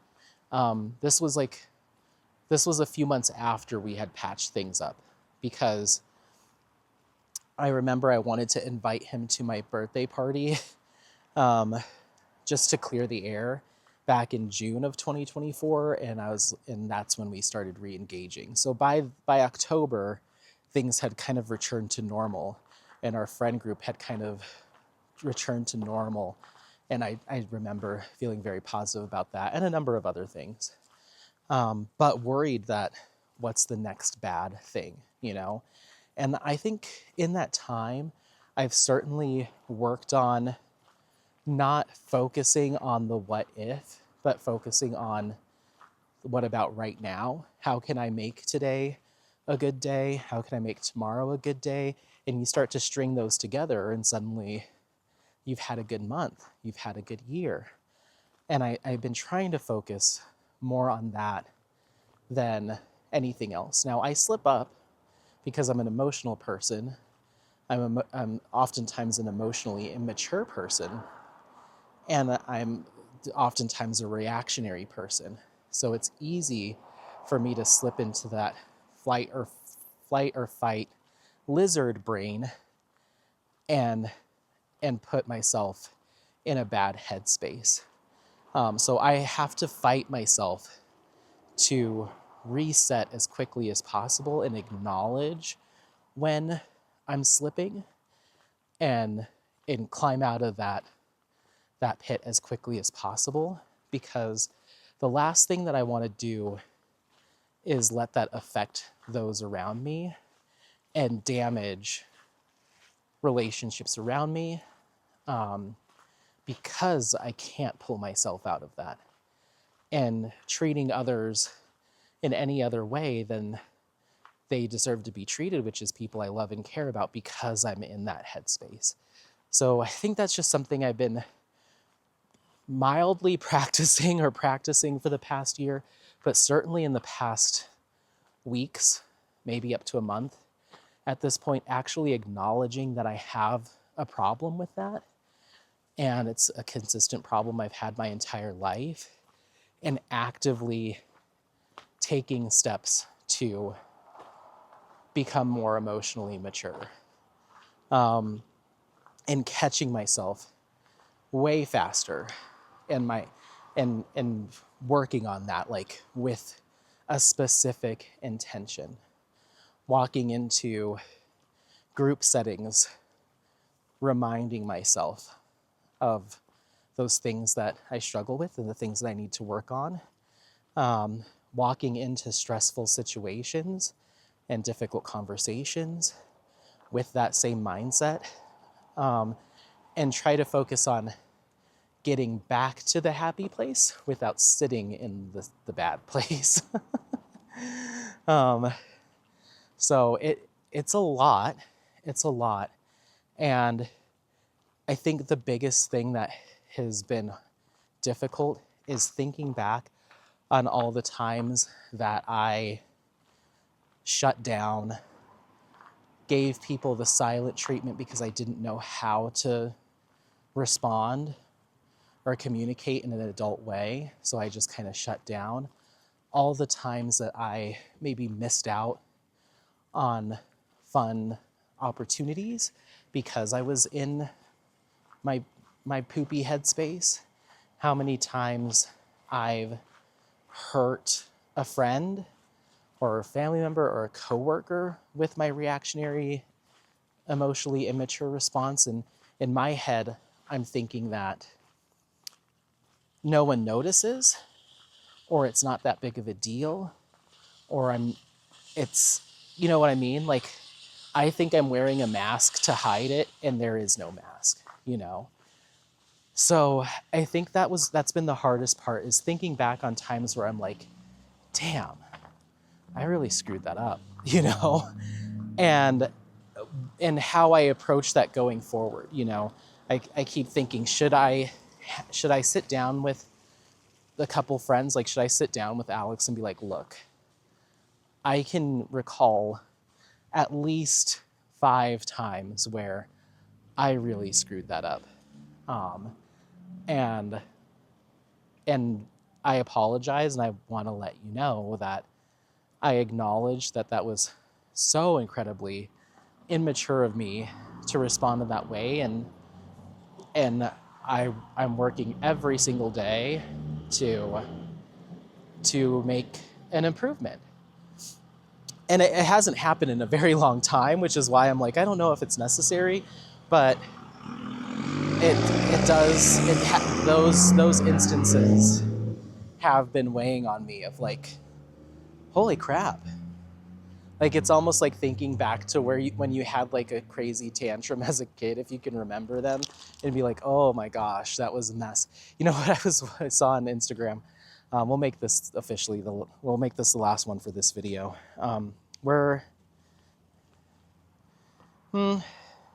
Say we're about 20 or 30 comments away from being completely caught up. So maybe one more vlog.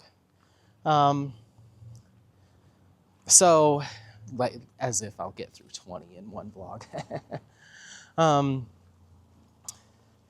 I was watching this random Instagram where the Osbournes, so like Jack, Kelly, Ozzy, Sharon, the whole crew, were sitting around and they were watching a clip from one of the episodes where Kelly had like a full and utter meltdown about just the pressures of being on reality TV and stuff. And she was just like screaming and just had an absolute meltdown. So adult Kelly and her family are watching this clip from the show, and you can just see how mortified she is and like embarrassed she is by how she was just completely losing it as like a teen, completely losing it on camera. And everyone was kind of chuckling, but you could tell that she was like, oh, yikes, yikes, yikes, yikes. So to everyone else in the room, it was like, oh, Kelly, oh my gosh, that was crazy. And she's like, yeah. But you can see in her eyes that she's just like, oh, wow. That's certainly the feeling I have when thinking back to certain moments in my life beyond teens, into my 30s.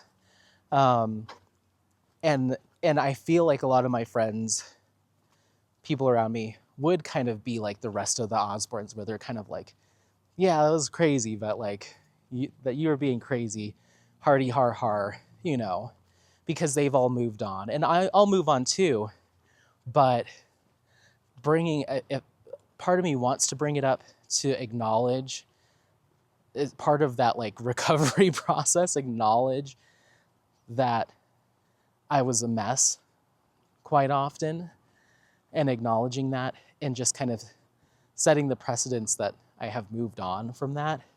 But at the same time, I'm like, is it necessary? And how uncomfortable will those conversations be?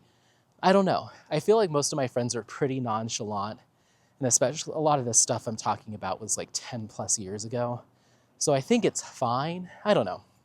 I might leave it. I don't know if it's necessary. And maybe I show show my acknowledgement by being better now and approaching stressful or uncomfortable situations more maturely now. That's the best way I can show it. We don't have to circle back. But we'll see. We'll see. We'll see what the best approach is. But it's been a very interesting month. And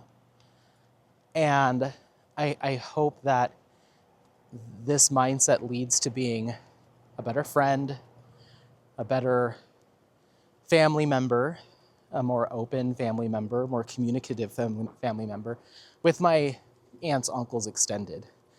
Mom, brothers were good.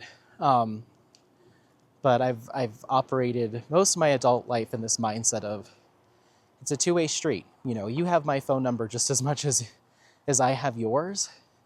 So if I don't hear from you for an entire year or years, then that's on both of us, and I'm not gonna be mad. I've certainly changed my mindset on that.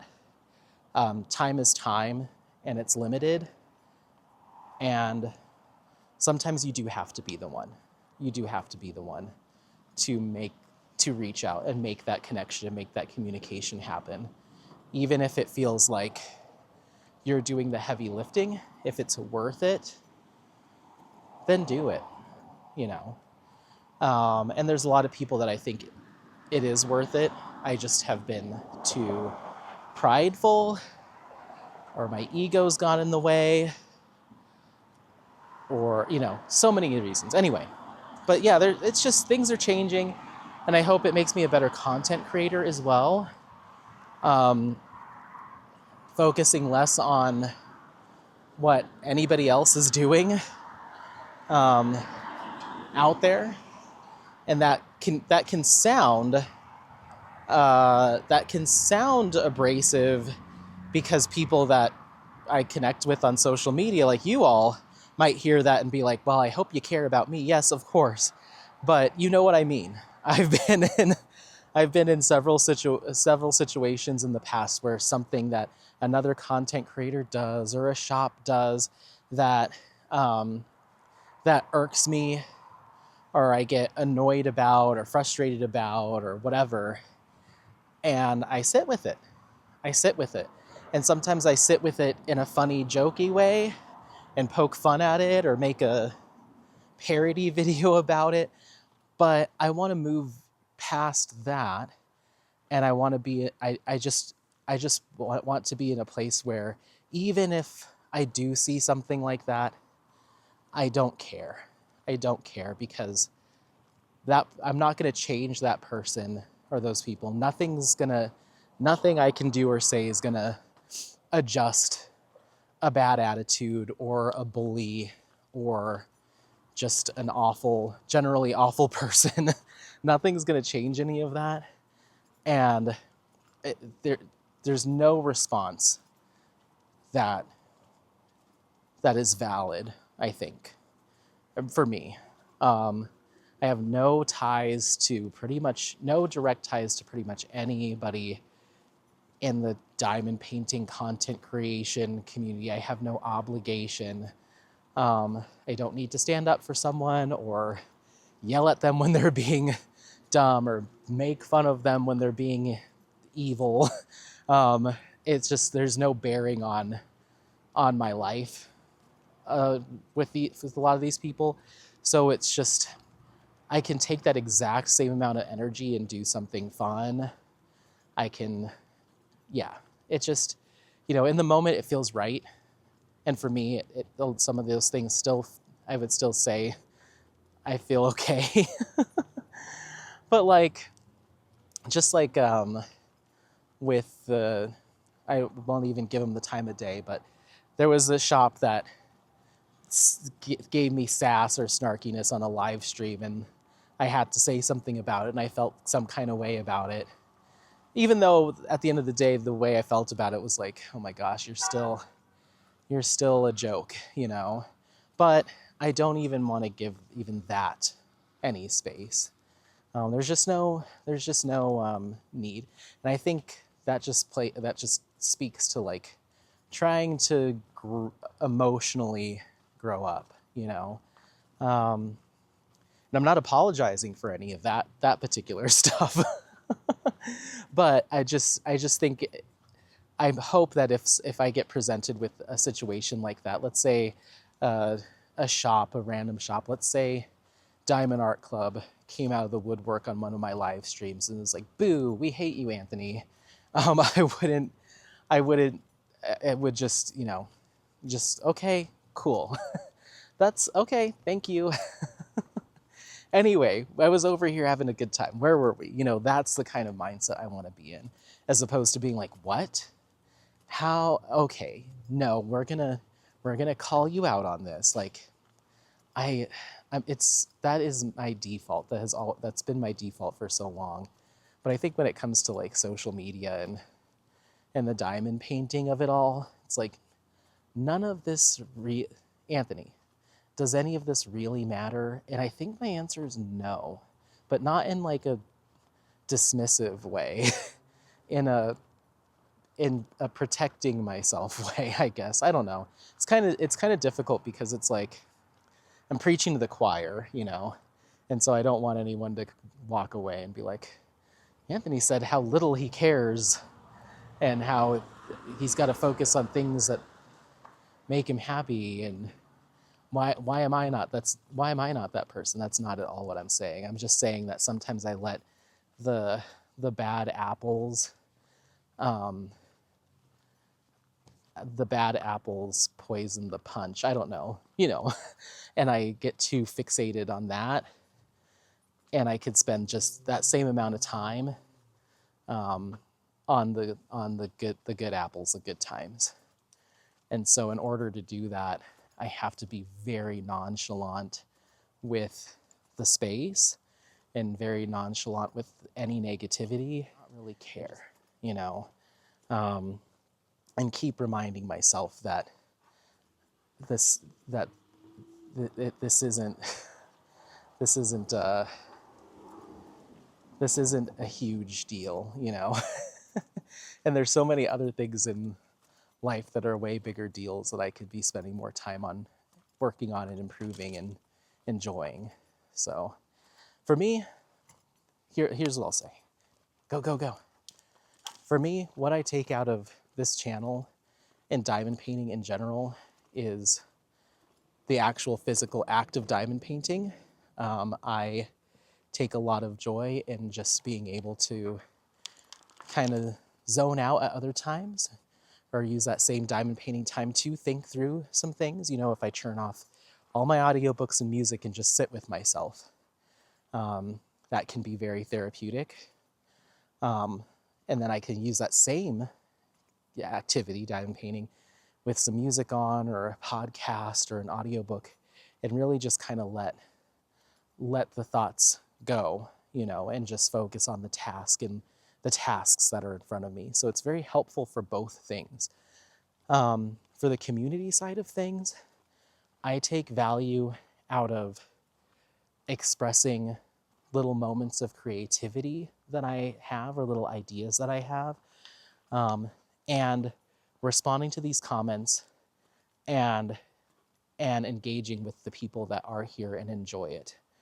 Not engaging with the people that aren't enjoying it and go out of their way to let me know. I think I get in trouble there too, or I let that weigh too heavily. So the responding to the comments, hearing your comments, popping in on a couple live streams for some friends, and recognizing names and creating excitement around the craft and the different things that we all do, various paint-alongs or events or unboxings or whatever it is, just generating some positivity and excitement around what we do, and engaging in the positive talk. And that's where I take joy. And I have to let everything else go. And I think that'll help for the channel to spread to even a wider audience, and keep people engaged and positive as well. So I think I just have to keep constantly remind myself of that. And if it doesn't fall into one of those categories, then I I don't need to fixate. I don't need to poke and prod at it and pick the scab every year. Um, I just got to throw it out the window, and that can be a, a content creator, that could be a shop, that could be just a subscriber that doesn't, for some reason, doesn't care for my channel, but is here anyway to let me know. That could be products that are just below or substandard to me. I don't need to waste a second on it. Trash it, trash it. Um, and and everyone will still live to see another day afterwards. So that's kind of where I'm at. And yeah, yeah.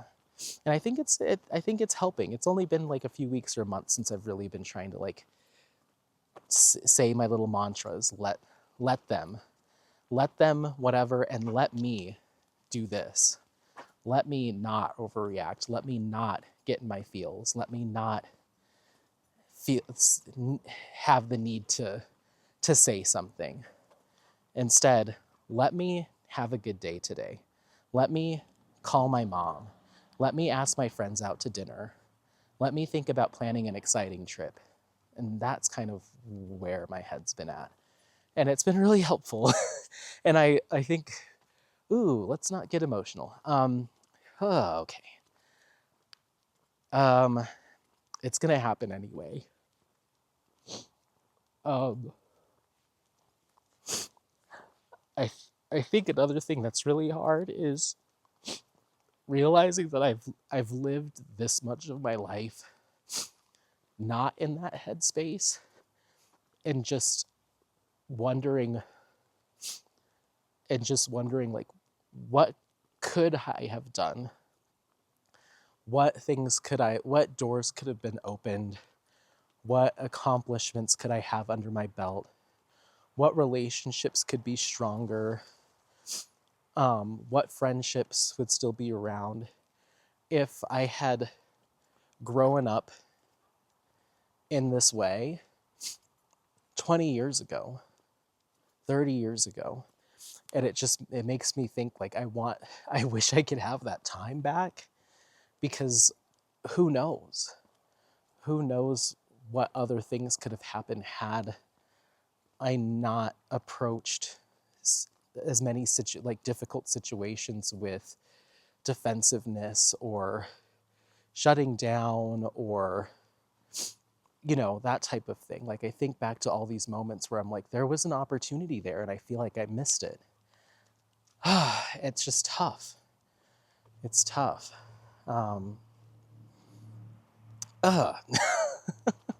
Wow. Yeah, it's tough. I don't know what else to say. But what's done is done, and I just have to keep reminding myself of this mindset change every day going forward. So, yeah, it seems like such a silly thing to talk about, but it's something that I was never taught. And it's something that I never really thought was a problem, or as big of a problem as I see it is now. And always coming up in my head with some sort of justification. Well, it's okay that you responded in this way or did this thing because you were feeling hurt and because that person needed to know. And it's like that's not it. That's not it. And so it's just a lot of like coming to terms with like who I've been up into this point, and who I can see myself being, and wishing that I had seen that way earlier in life. So anyway, sorry. Sorry. It's been on my mind. But it's okay. I mean, it's not okay, but you know what I mean. You know what I mean. Terrible people are still going to be terrible people. A-holes are still going to be a-holes. Bullies are still going to be bullies. The divas will be divas. The mean girls will be mean girls. And they're going to live in the same space I live until the day I die. It's how I push that aside in favor for the good people in my life and put my energy there. That's the thing that I have control over. So, all right, well, I think that's gonna have to do it. That's gonna go ahead and have to be that. I need to go put on some roller coaster theme park content and hear people laugh and scream and go on rides while I diamond paint and just, whew, damn. Okay, all right. Well, thank you all so much for being here. I appreciate it so much. You have no idea. You have no idea. It's been quite an emotionally charged. I feel like past few vlogs. There was another one that got me as well. But it's all for the good. It's all for the good. So I love you guys. Click on buttons so you see more of this. And check out my coaster channel. Maybe I can guilt you into subscribing after you hear me cry on camera. Go do it. If you're feeling any kind of way, it would probably help if you subscribe to the other channel. I'll put the link down in the description. All right, bye everyone.